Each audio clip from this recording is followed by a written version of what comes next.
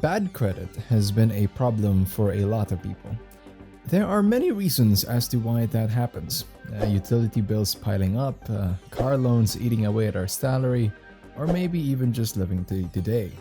It's always going to be a problem for someone that owes money to everyone, not to mention credit reporting agencies creating a file taking note of your spending.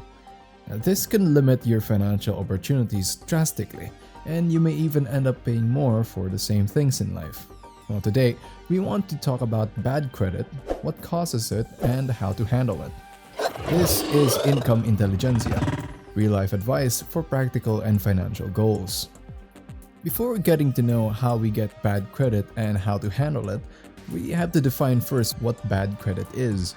According to Investopedia, bad credit refers to a person's history of not paying bills on time and the likelihood that they will fail to make timely payments in the future. For individuals, it is often reflected in a low credit score.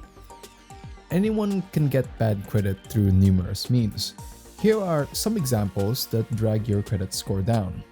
Late payments or defaults, high credit card balances, bankruptcy, foreclosure, repossession, collections, maxed out credit cards, multiple credit applications, a lack of credit history, co-signing for someone with bad credit, identity theft, and unpaid medical bills.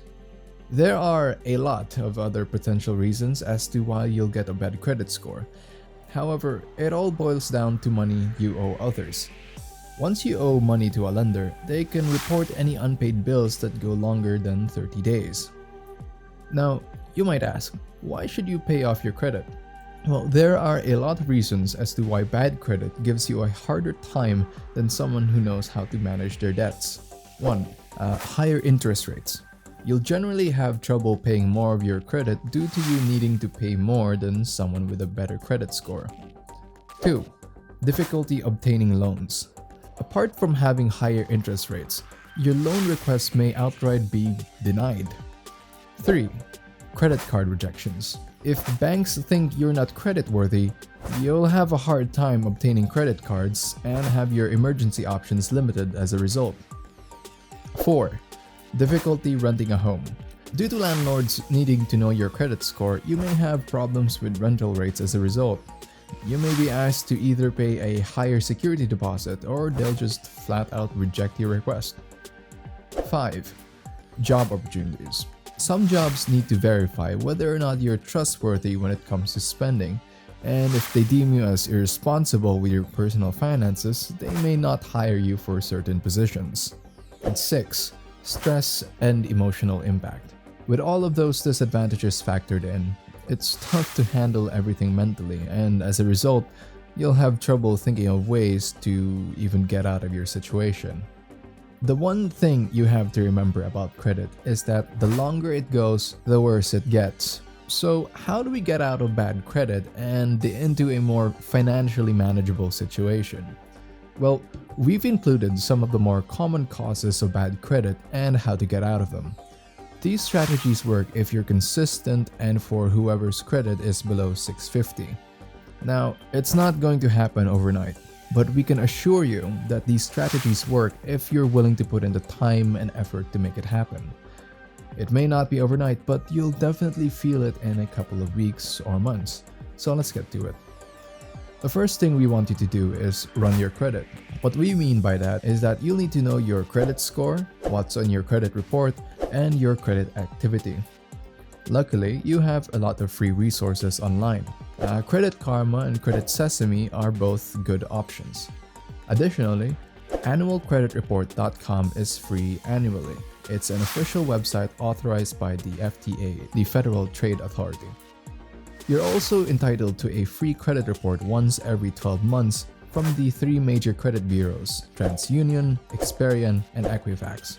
We advise that you stagger your requests from all 3 so you can get one report every 4 months. That way, you're able to regularly check for any changes and you have a proper time frame for all available sources of credit reports. Now, we've told you how to run your credit report. Next, we want to talk about why you'd want to do it. Nobody wants bad credit and wants to avoid it as much as possible. One way to prevent it is to know what causes it in the first place.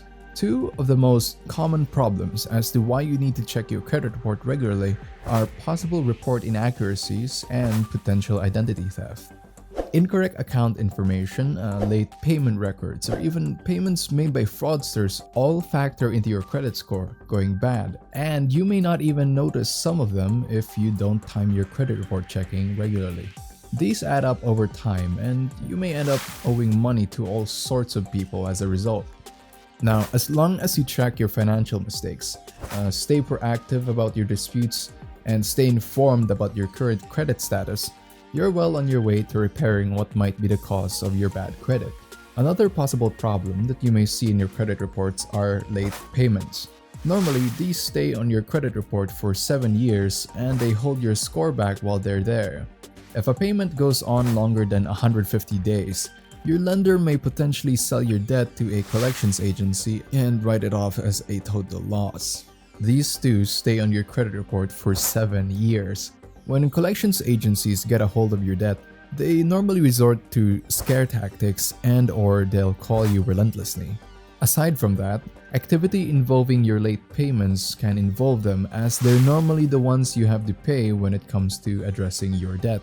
What happens from there is that you may be allowed to negotiate with collectors and able to pay off your loans. You may be offered a reduced settlement, better payment options, etc. It's generally in your best interest to address your debt head-on and be as proactive about your payments as possible.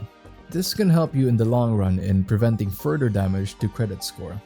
That said, as long as you're consistent, patient, and proactive about your debt assessment and payments, you're well on your way to repairing the damage to your credit in no time.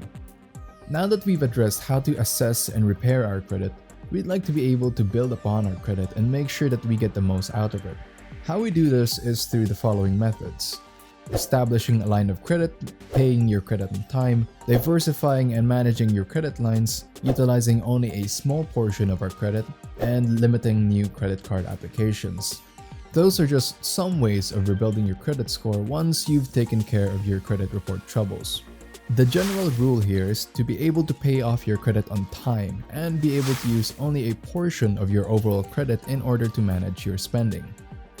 It's always important to be more mindful of your spending and to avoid further credit troubles. Being ahead of your bills and being more thrifty is a lot better than paying more for essentially the same things due to interest rates getting higher.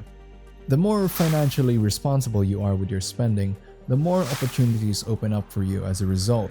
That's why we're adamant that you keep track of your credit score, manage your credit wisely, and try as much as possible to avoid bad credit decisions.